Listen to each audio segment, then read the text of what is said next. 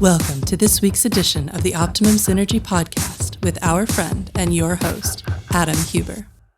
Join Adam as he takes you on a journey into the realm of detailing, business, and beyond. Make sure to follow us on Instagram, YouTube, and Facebook. Sit back and enjoy the ride. Welcome back to the Optimum Synergy Podcast. I'm your host, Adam Huber. Today, we have a little bit of a different format that we're going to go with. I have been looking forward to doing this podcast for a little while now because it's a Q&A podcast.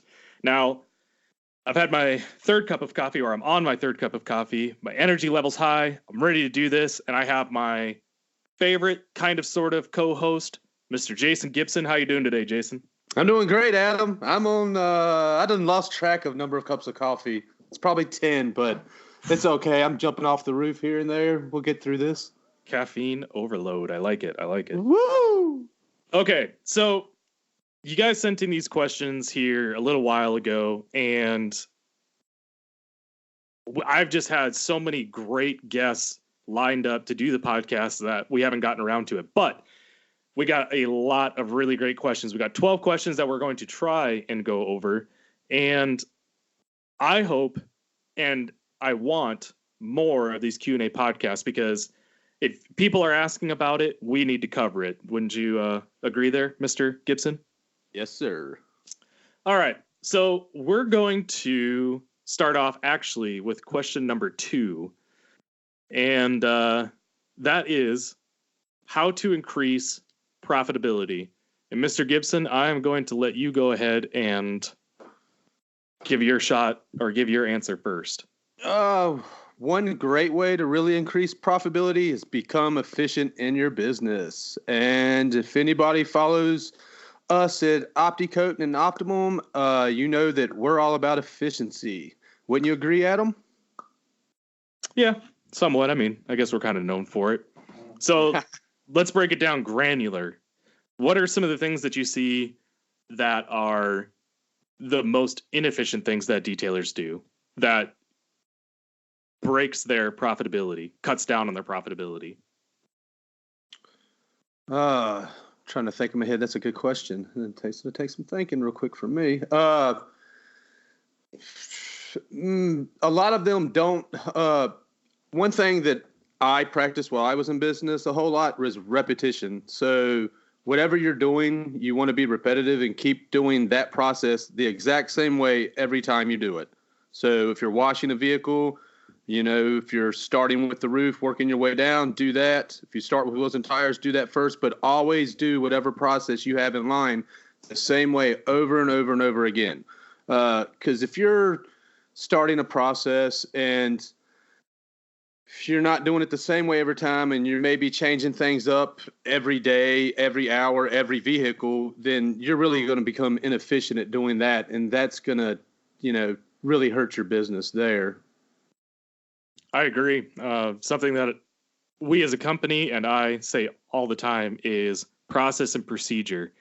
You know, just like you said, it should be almost thoughtless at some point to detail a car, right? And what I mean by that is when I would train new employees when they would come into my shop is I would train them that they would always, no matter what, start at the driver's side headlight, and they would do the half of the hood, and then they would do the fender, and then they would just work their way around the vehicle like that. They would always end at the front bumper of the car.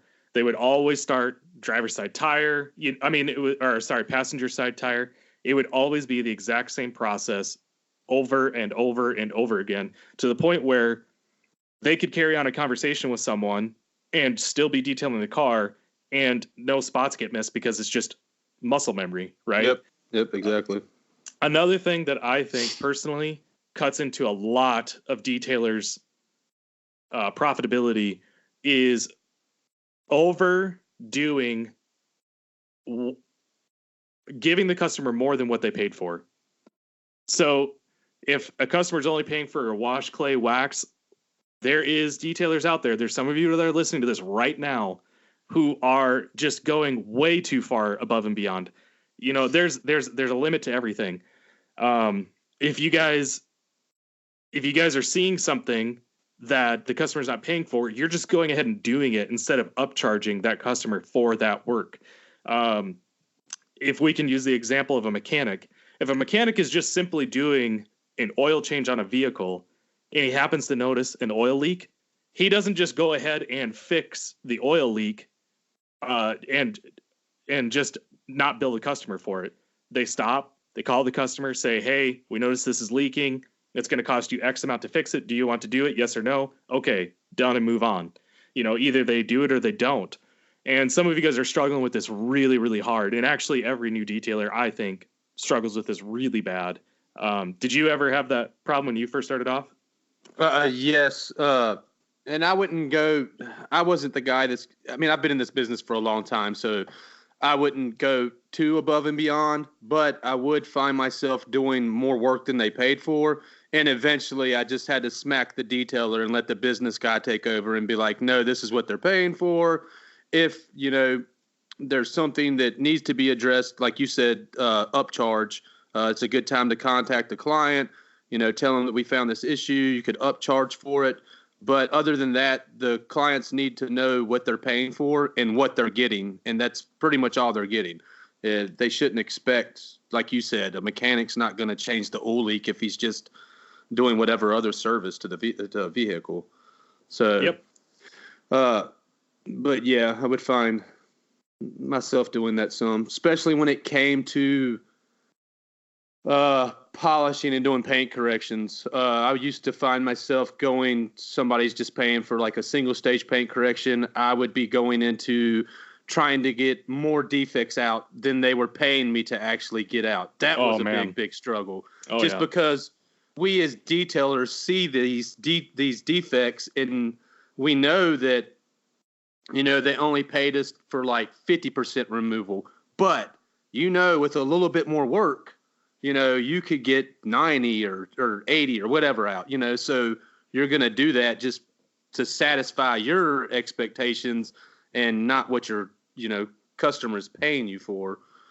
So that one, I really had to at some point kick myself in the rear and not do anymore, Yep. I think a really interesting test for a lot of detailers is there comes a point in time in almost every detailer's career where, if we're just using polishing as an example, they get crunched for time. There's just no possible way they can get a certain job done to the level that they had been doing it prior. And they end up having to deliver a product that, even though the customer was paying for that, they themselves were not happy with it because they didn't get 80 to 90% correction, right? And then what happens is they deliver the product. The customer thinks it's amazing. They don't notice all the other swirls and everything else in there, and detailer gets paid and everyone moves along their merry way. It's at that point that as a detailer or a business owner, you should be looking at yourself and saying, I see things that the customer doesn't. Now, we're not saying don't do the work that they're paying for. Absolutely. If they're paying for a two-step, give them a two-step. But what detailers need to realize is that customers do not see what we see. They just don't.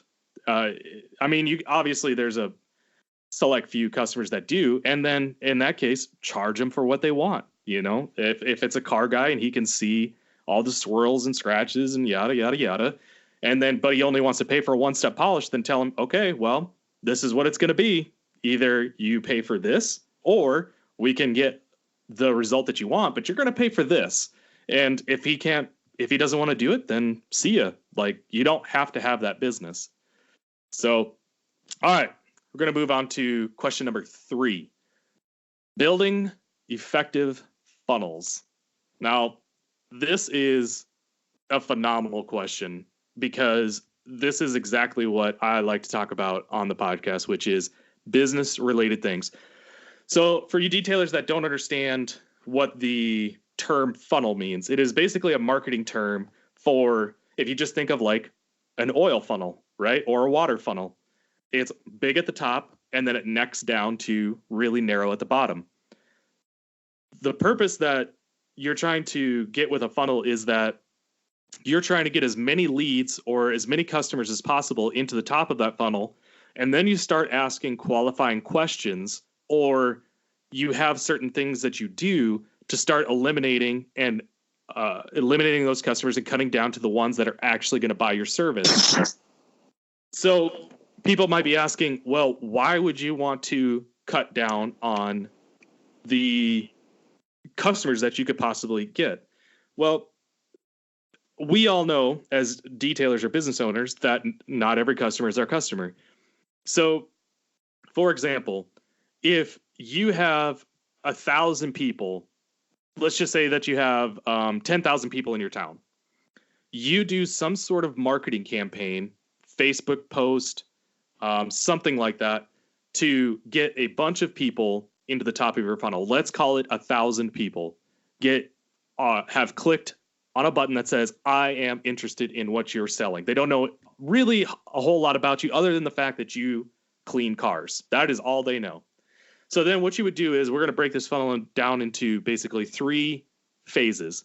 So phase number 1 is you have 1,000 leads. Now you need to figure out, all right, who is semi-serious about this?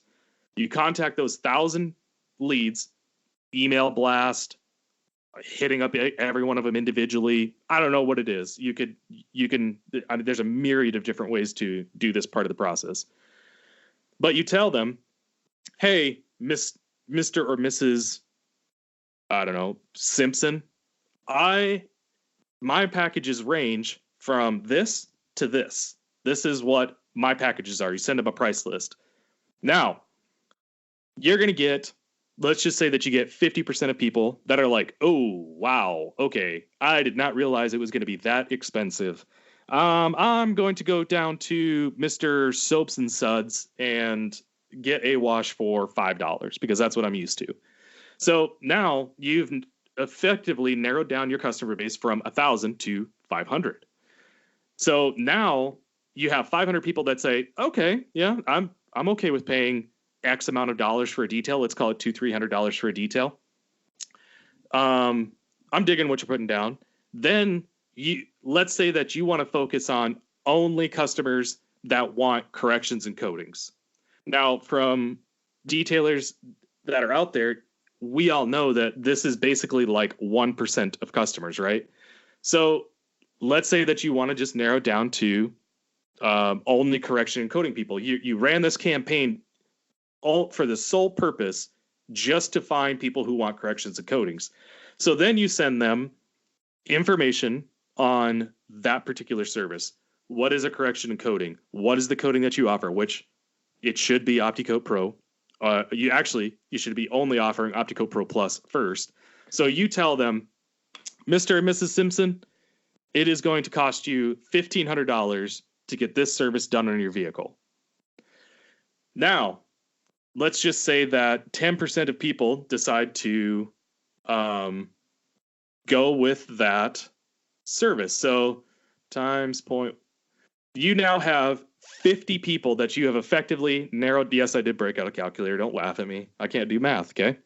You now have 50 people that have effectively said, okay, I was interested in what you were doing.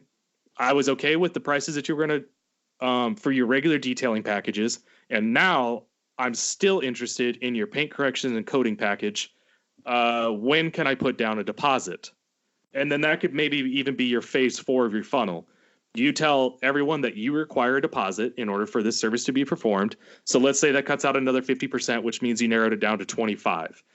25 corrections and coatings. Hold on. I'm going to break out the calculator again, Jason. 25 times 1,500. You have effectively ran one campaign that made you $37,500. Sounds simple, but it's not that simple. It actually takes a lot of work to effectively do these kinds of funnels. Now, here's the great thing. Let's say out of those 500 people that you got it narrowed down to that they weren't interested in corrections and coatings, but then you could remarket to them and hit them up later and say, hey, you might not have been interested in a correction and coating, but what about a wash clay wax or a full interior detail or and keep on going down the list. You can start to then recapture that same 500 people for different services. So again, if we just take 25 off of that 500, you have 475 customers that are still interested in your services. They just weren't interested in that particular service. So then let's just say you capture 50% of those people. You have just effectively used a funnel for the purpose that it's supposed to be. Was any of that too confusing, or that a lot of that makes sense for you, Jason? No, it made perfectly sense. I personally, in my business, have never ran one of those, but that sounds like a great idea, and I'm sure, like, you just did some calculations and broke out the calculator for us. Sounds like a pretty good way to get profitable. I absolutely agree.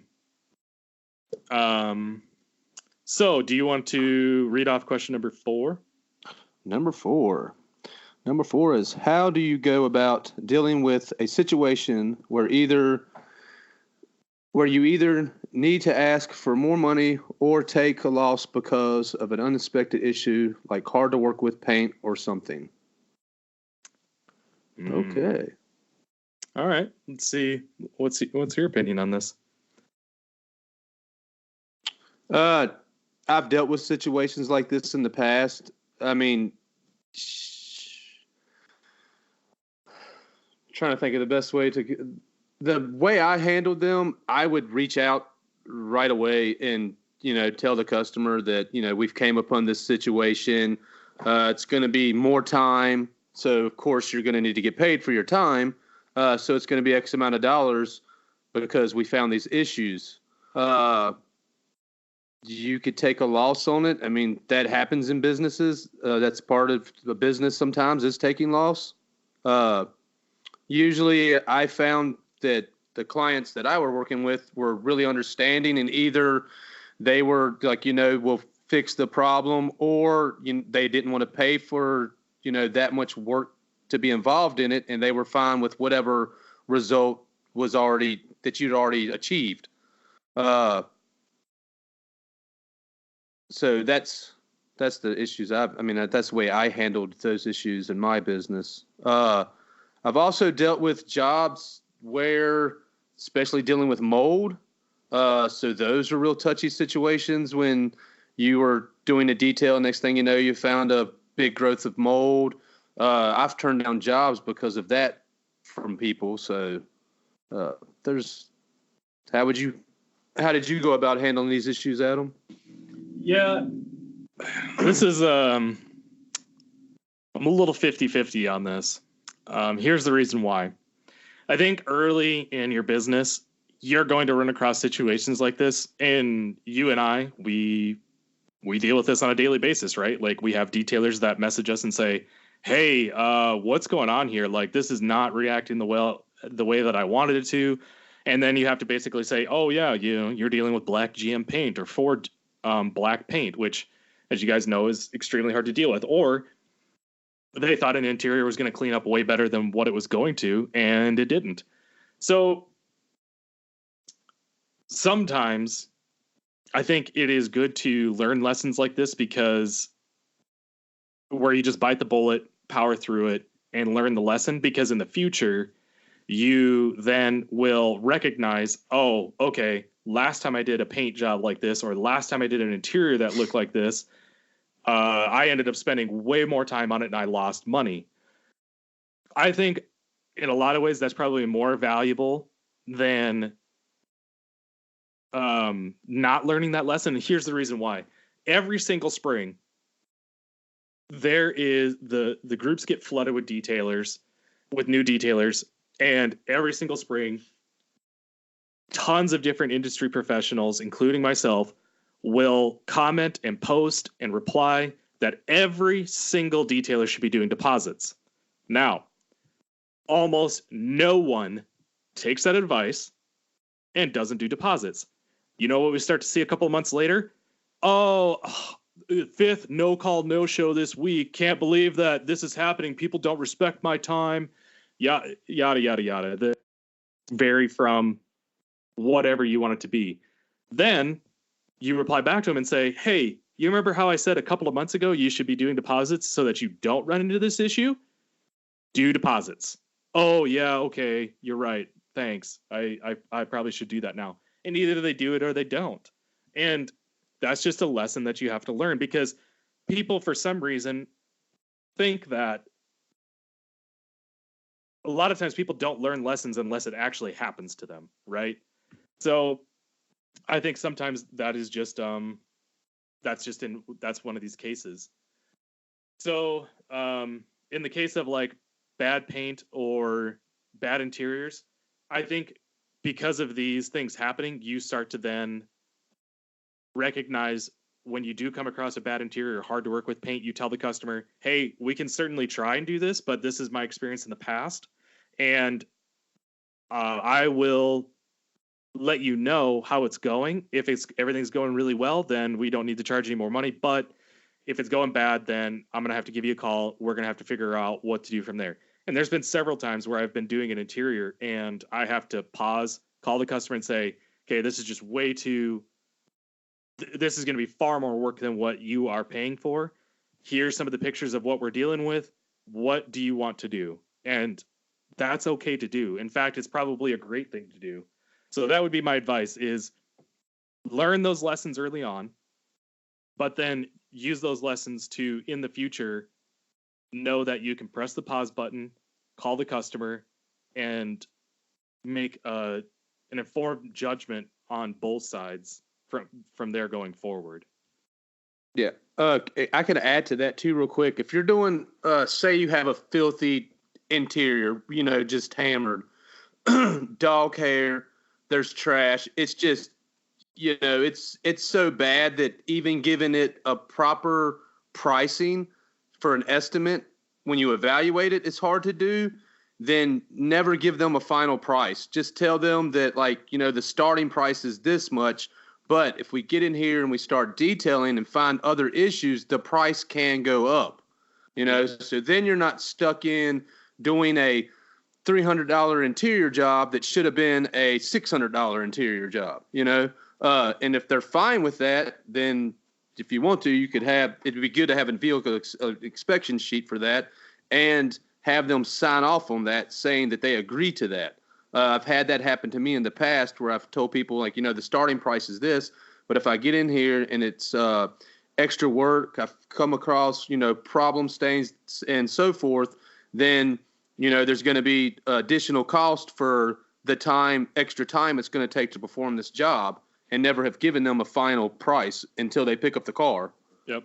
So yeah, never sucker yourself into doing something that, you're not going to really get paid very well for. Yep. All right. Question 5. Ideas on how to best raise prices, and more importantly, how to defend them to existing and potential clients. I've noticed a lot of detailers who think that they have had some success by building a stable client base, but since their prices are low, they can't get ahead financially. But when they consider raising prices, they fear losing all of those hard-earned clients. Now, this is, again, a phenomenal question that all of us as detailers should be asking, because we should be concentrating on being business owners, not technicians in our businesses. And this is something that I kind of struggle with, but not really. Almost every single year at the start of spring, I would raise my prices every single year without fail. And there was actually even one year where I raised my prices 3 or 4 times in 1 year, just because the demand was so great that I said, well, if I'm getting this many people to call me, it's supply and demand. It's economics. I just would increase the price, and then all of a sudden, some of those customers that I didn't want to work with anyways went away. Now, I'm going to point out a particular time in my career where I ran across this. So some of you may know I had a maintenance program, and it was priced a little bit too low. We were doing good, but I wanted to do even better. And I had one of my customers was a serial entrepreneur. All this guy did was build up companies and have other people run them. And that was it. He was worth a lot of money. And he actually told me one day, he's like, what you're charging me for this service is far, far, far too cheap. You need to raise your prices. And I don't know why you haven't done it yet. And it's not that I didn't want to charge more. It was more just, I didn't know what would be a good way to go about it. And I didn't want to lose the rest of my maintenance customers because in the Midwest, in areas where we get snow, you want that maintenance program in the wintertime to get your revenue for the shop, right? Because that's your lifeblood in the wintertime. And I won't really ever forget what he told me. He said, you need to figure out what you need to be making from this program, the maintenance program, per hour or whatever. And you just simply need to price it at that and rip the Band-Aid off. You just need to go for it. You're going to lose some customers. That's fine. You're going to attract people who value that service even more and will sign up for it. I talk to tons of detailers every day that they're not charging enough. And then the minute you bring up the fact that they need to raise their prices, they go, oh, no. I can't do that. Like, I can't be charging that amount of money for this area. In Sioux Falls, South Dakota, a population of 275,000-ish people, there was only a handful of detail shops who were on the same level as I was. And I was easily $100 more expensive than anyone else in town. Easily. For you guys out there that are struggling right now to make enough money when you're detailing and you know you have to raise your prices, just raise your prices. You're going to attract better customers and you're not going to get those crappy details that we all fear and dread and everything like that. It will greatly surprise you on how little customers don't care about, they care about pricing, but people who are your fans, they understand that prices need to go up for some reason. And if you want a really good reason as to why or how to raise prices, something I've said in the past is increase the customer experience and use that for a reason as to why you raise your prices. If you need to give a reason, which you shouldn't have to. Every business all over the world, every single day are raising their prices. They don't keep at the same prices from the 90s or early 2000s. Heck, most businesses don't have the same prices that they did last year. Why should you be any different? But what I mean by increase the customer experience so that you can charge more money, when I moved into a shop, one of the things I was really worried about was losing a good chunk of my customer base because of the convenience factor of mobile detailing, right? So what I did was I offered free Lyft rides to and from the shop so that people could drop off their car and they didn't have to burden someone else to come pick them up. This went over so well. Every single person I shouldn't say that. Most people, when they got that service, the free Lyft ride to and from the shop, so they were getting picked up at work, that I would schedule for them, basically felt like they were royalty. And they just thought it was the coolest thing in the world. And all I did was raise my prices by $25 on most of my packages. So it doesn't necessarily need to be this huge bump, but actually, when I was talking to Mark Barger, he was talking about when he was doing coatings, he wasn't charging enough money for it, and he was actually scaring away customers. So think about that for a second. You might actually be charging so little that you're scaring away the high-end clients that you want because they know that for good work, they're going to pay good money. Okay, so Jason, what's your take on it? I kind of went on a rant there for a little bit. No, you covered a lot, though. I went through the same thing when I started. I started off mobile. My background, as we spoke before in a previous podcast, when I started my own business, is that I purchased a mobile business from somebody else. Their prices were dirt cheap. I mean, we're talking they were doing washes at $15 and $20 and $25, and that's inside and out, just like maintenance washes. But so when I started my business, I worked with that gentleman and then purchased that business from him and had to work with those prices for a couple months and then gradually started going up. And I remember I would go up, I think my first time was 6 months after I started my business, I went up.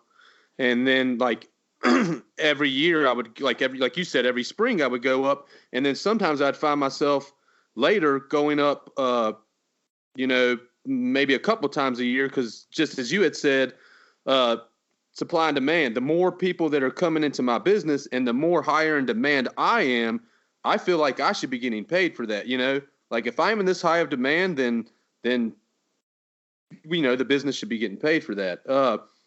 But it is, mentally a struggle, thinking that you're going to lose clients. And that's the first thing I hear when speaking to, detailers and everything. And we're discussing prices and what they should charge. And they don't, feel that they're making enough. Their first fear is that is pretty much the first thing they usually say is, I'm scared I'm going to lose clients. And you are going to lose clients. But the clients you're going to use, as Adam said, are the clients that you pretty much probably don't want to work with anyway. They're cheap. They always want a deal. They're not your ideal client. You will, from raising your prices, gain your ideal clients. I mean, I got to where the last couple of years of my business, I was doing my ideal clients, people that respected me as a professional, trusted me. I had clients, I did a lot of coatings, but I had clients that I maintained their vehicles regularly, and they trusted me enough to tell me pretty much whatever needs to be done, do it. They knew that I wasn't going to take advantage of them and charge them too much, but they also knew that I was going to give them, like you said, Adam, it's an experience. You want to give the customer a good experience.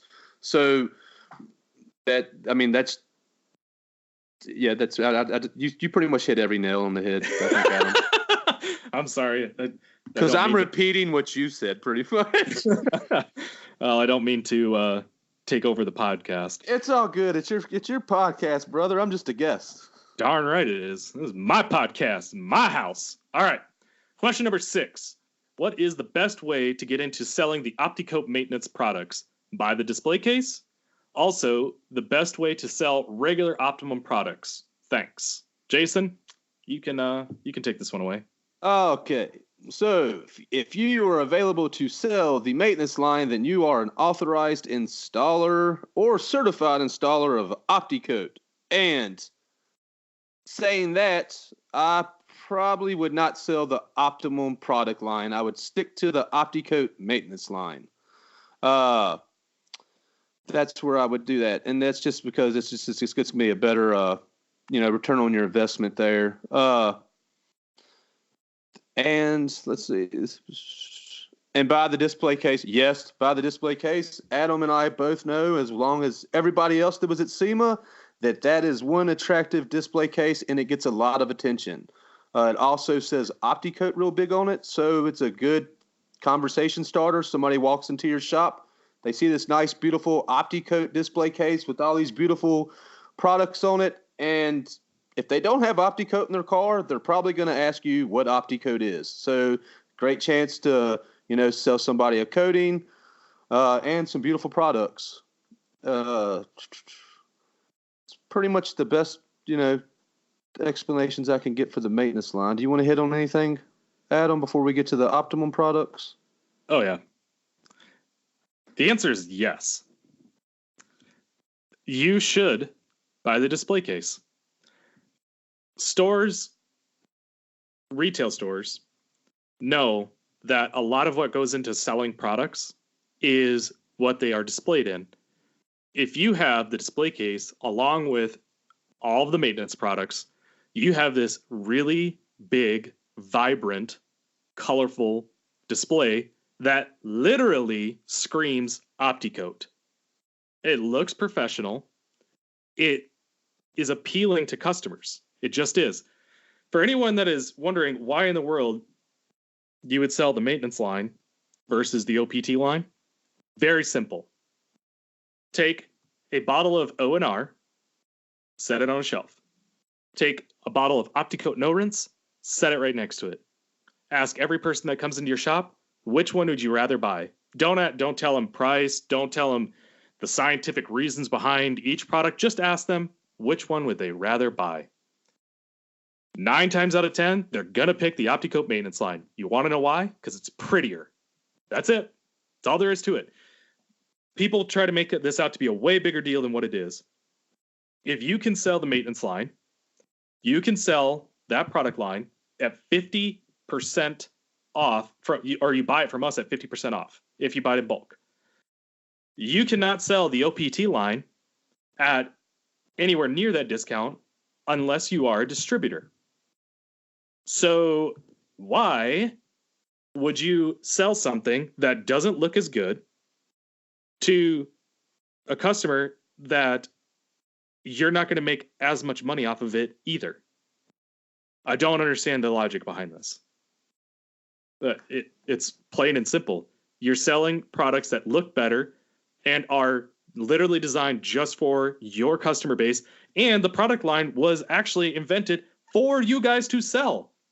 If us as a company, as Optimum as a company, wanted to make piles and piles and piles of money, we would put that maintenance line on every online distributor that we have right now, including Amazon, and we would literally be raking in cash.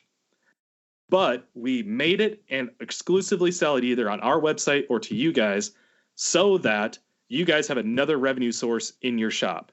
There's not a good reason to not buy the maintenance line, and there's not a good reason to not buy the display case. So, mic drop. Okay. You didn't want to add anything to that, did you? Nah, I mean, there's not really much to add. Okay. How do you determine if you need to increase prices or efficiency to increase profit margins, or both? What is the litmus test? Is there one? Man, this is a really good question. So the tough answer is there isn't a solid way to know either way. As far as one of the best things that you can probably do here is to have some sort of mentor or someone who has been in the industry for a really long time. Explain your situation to them, show them your setup, go through a lot of painstaking details to figure out, is it your efficiency that's off? Is there something that you could be doing to be slightly more efficient?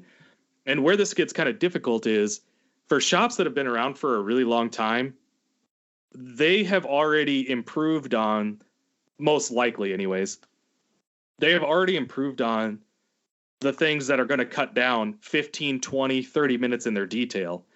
When you start getting to a point where your shop is already pretty efficient, but isn't quite there yet, you're starting to look at shaving off 30 seconds to a minute off processes. And sometimes those things can be very hard to notice to the untrained eye. There was a training that I did, and the shop, I noticed that they were cramming their cars in where they were detailing the cars. So there wasn't a lot of room in between each car. So what I started noticing was their detailers are actually detailing cars slower because they were worried about hitting the other cars next to them, like when they would open the door or even when they were just washing, period. So I told the shop, you should park it so that the cars you're detailing, you can open up the doors fully and be able to walk around the door when it's open so that your people, when they're detailing the car, don't have to worry about hitting the car next to them.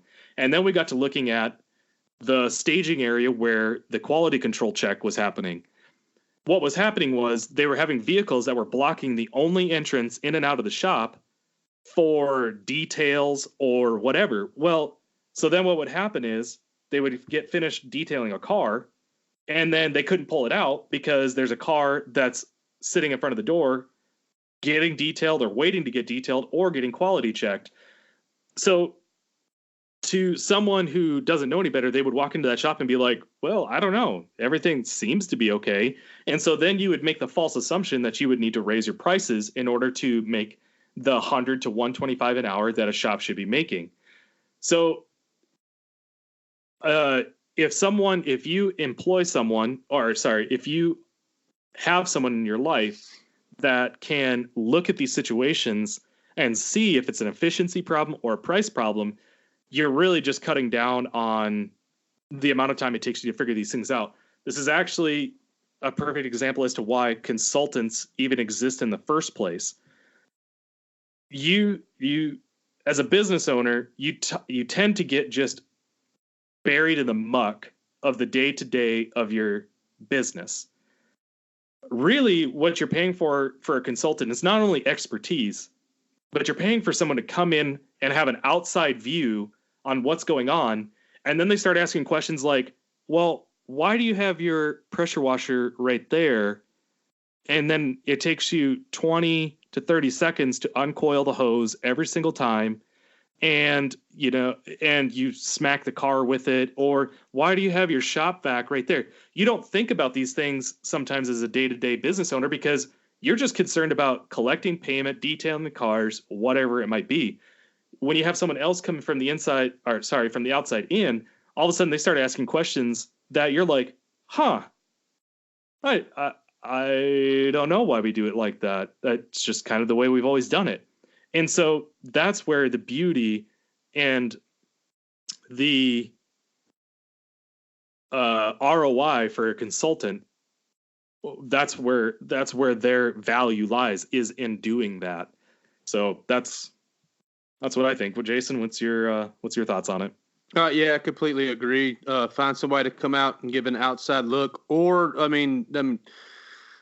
our own Ivan LaCroix, he spoke a lot about, things to make you more efficient and to look at in your business to help you save time, because like you said, you might need to go up on your prices, but a lot of it might just be, efficiency, and there's things you can do to make, things go smoother. Like you were saying, where a pressure washer is located, utilizing carts, being organized, getting rid of clutter.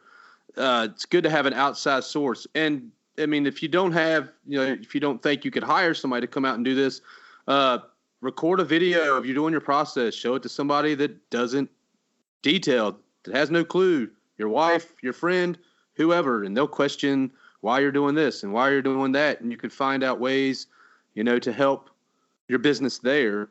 So, yeah. So like you said, it could veer. There's not really to get veer either way. Awesome. You get to take this next one. What's the difference between Opti-Clean and Optimum Instant Detailer and Gloss Enhancer? Opti-Clean. Opti-Clean is a waterless wash, so it's going to be, have more lubricity. It's going to be safer on cleaning a lot more dirt than Instant Detailer and Gloss Enhancer. Instant Detailer and Gloss Enhancer, it's great for a touch-up after you've detailed your vehicle. A little bit of light dust is on it or some fingerprints. You want to give the paint some extra pop, stuff like that, where the Opti-Clean, again, is a waterless wash. So you could clean the whole vehicle with it, where we wouldn't recommend you clean your whole vehicle with Optimum Instant Detailer and Gloss Enhancer. Yep. Also, Opti-Clean works phenomenal as a pre-spray before doing an O&R wash or even just a pressure wash to get stuff off of the paint. It has, like you said, more lubricity. It has more polymers than O&R does, and all of that works to get that dirt, lift that dirt up off of the paint and make it so that it makes it super safe and easy to wash the vehicle. Opti-Clean also, if you haven't tried it for a little bit of interior detailing, awesome product for that. It does a great job. It does an awesome job. All right, next question. Can you use Ferrex as a clay lube? Jason, I will, again, let you take this one away. Yes, sir, you can. Works great as a clay lube. Done wash the vehicle, spray it down with some Ferrex, use your Ultra Clay Towel, and you're claying the vehicle and doing the iron decontamination at the same time. So you're doing a chemical and mechanical at the same time. Beautiful synergy and great way to make you more efficient. Yep. I'm going to take this moment to also plug, you had mentioned it before, another product that we have, which is the Ultra Clay Towel or the Clay Mitt. Mm-hmm. What I find so interesting is that there is multiple people that use a nanoskin clay mitt or towel or any other brand that is an alternative clay bar, and they compare it to ours and say, well, it's the same thing. I can hands down tell you, along with anybody else that has tried both products, that they are not remotely the same thing, and one absolutely does work better than the other one. Not only that, but from our testing, our clay mitter towel lasts far longer than a alternative clay method, like other clay towels or clay mitts. It lasts much longer and is much more effective.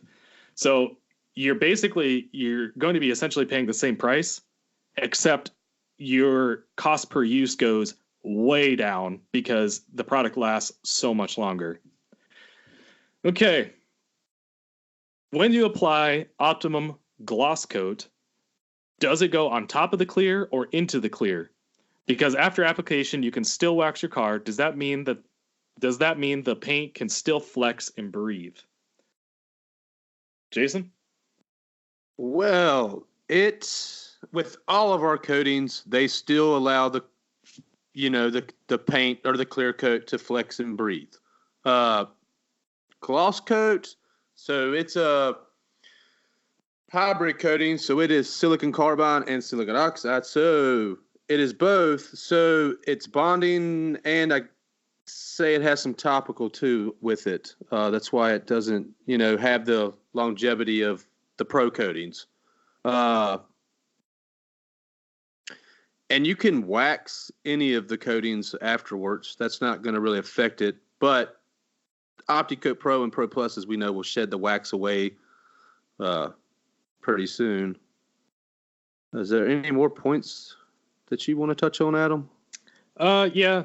So something that I'll touch on is people may ask, okay, so if all of the coatings are silicon carbide, what makes them different than from each other?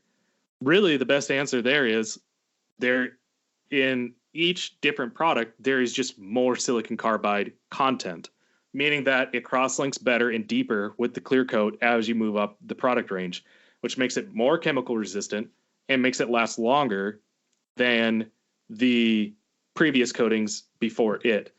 With gloss coat, does bond with the clear. It does bond with the clear coat. It's just the fact that it doesn't bond nearly as well as Paint Guard does, which doesn't bond nearly as well as Pro does, which doesn't bond nearly as well as Pro Plus does. If you guys want proof of this quote unquote bonding that, we claim of, you can go to YouTube and go to our channel, Opti-Coat, and we have a video showcasing Mr. Adam Carter that has had Opti-Coat Pro, either 1.0 or 2.0. I'm pretty positive it's 2.0, which we are on 4.0 right now, I believe. And he has had that on his vehicle for 9 years. And Carter did not know what a paint decontamination was until just a few weeks prior to us doing the video. And he would wash it like once a quarter. So that just goes to show you that it does actually bond with the clear coat. We won't really get into anything further than that. But as far as can you still wax your car, the only thing I will comment on that is do not machine wax or do like your typical hand paste wax, because you're going to swirl up your coating and or remove it. Only do products like OptiSeal or Optimum Car Wax or HyperSeal, things like that, because we know that those don't have abrasives in them. It's not going to wear away the coating. It's not going to swirl it, all those kinds of things. Does that mean that the paint can still flex and breathe? Absolutely. The paint can still do everything like it normally would do. It's just that it's got much better chemical protection than it did before. Okay. Now we get to our very last question, which is actually question number 1. And the reason why I wanted to leave this for last is because I wanted everyone on here to scream, why did you start off with question number 2? I don't understand. What are you doing? OCD. I want to become an authorized installer. But I don't see why we have to buy a minimum of $300 in product every month if we don't need any. Jason, what would you reply to this person? When they don't need any. I don't see where, if you're in business, where you would not need any product every month. Because if you're doing vehicles, you should be definitely buying product.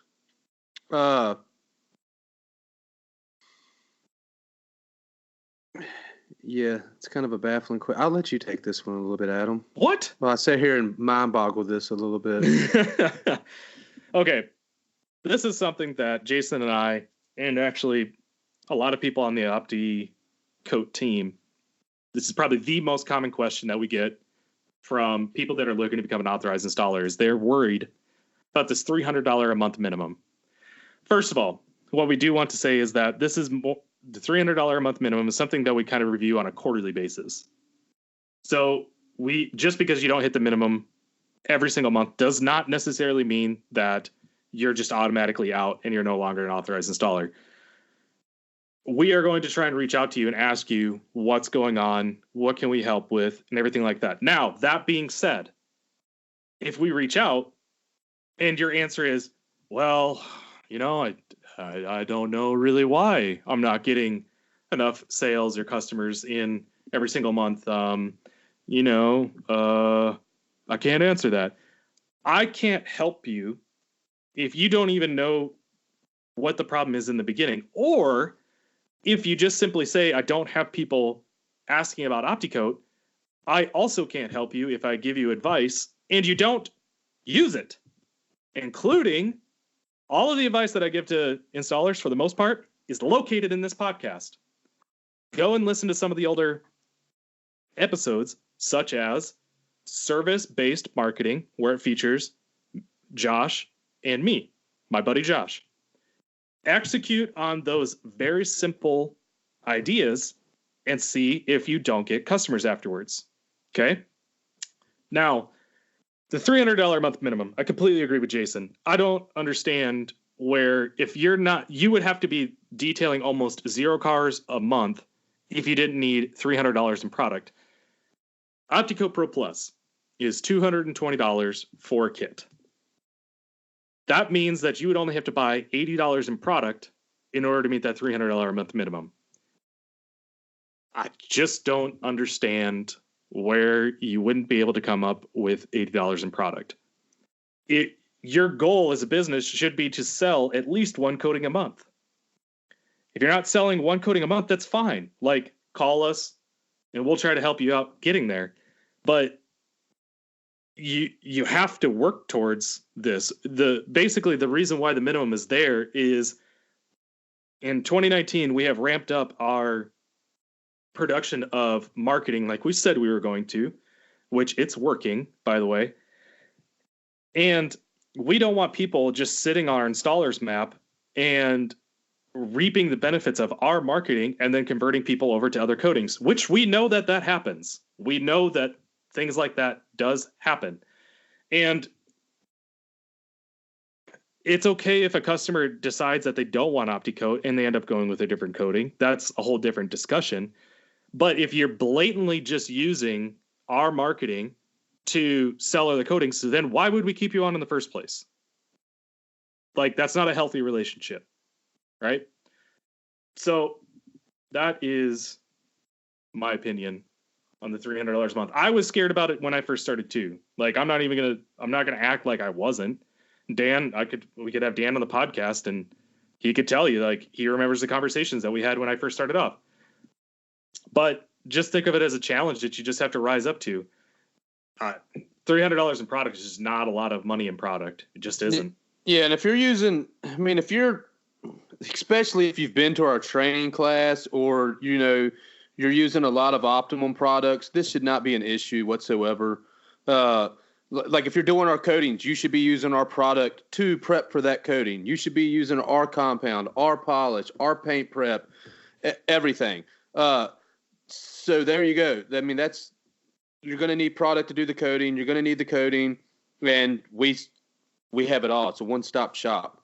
Plus, also, if you're an authorized installer, which if you were having to pay minimum of $300 in product, you do get a 20% discount.